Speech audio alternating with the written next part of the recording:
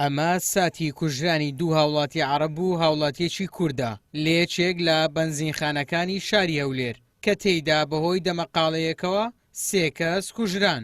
سوڵتەی عەشایری نیشانەوەیە هەرچی سێکتەری قانونیە پەچخستی. مامۆستایەکی ئاینی دەڵێت بەهای مرۆڤ لەم هەرێمە کەم کراوەتەوە و پێویستە بکوژ بکوژرێتەوە و خەڵکیش بە ئاسانی چەچی دەست نەکەوێت.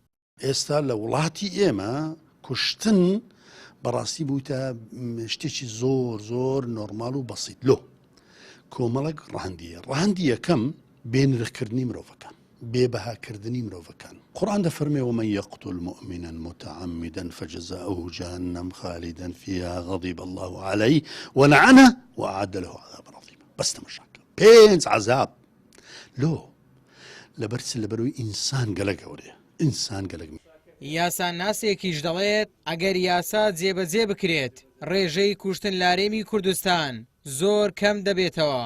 بۆی ئەوەی کە یاسای سزادانی عراقی وەکو خۆی جێبەجێ ناکرێت لە کوشتنەوەی سزای بکوژ بۆی کە دەبێت سزای لە سێداردانی بەسە جێبەجێ بکرێت ئەم جێبەجێ نەکردنە چۆن بڵێ بۆتە ینی حاڵەتێک کەوا لە بکوژ وا لە تاوانبار بکە ئەو بابەتە بە ئاسایی ببینێ بتوانێت دەستی بچێتە خوێنی خەڵک بە ئاسانی بکوژێ. ئەمە هۆکارێکی گرنگە بۆی کە خەڵک پەناباتە ئەو بابەتە بۆی کە بە ئاسانی خەڵک بکوژێ لەوەی کە یاساکە لە هەرێمی کوردستان جێبەجێ ناکرێت. شەوی چوارشەممە لێچێک لە بەنزینخانەکانی هەولێر 3 هاوڵاتی کوژران. چاودێران دەڵێن زۆربوونی کوشتن لە هەرێمی کوردستان بۆتە دیاردە و دەسەڵات ئامادە نییە بکوژ لە سێدارە بدات یان بیکوژێتەوە. ئیبراهیم زیاد، کەناڵی ئاسمانی پەیام، هەولێر.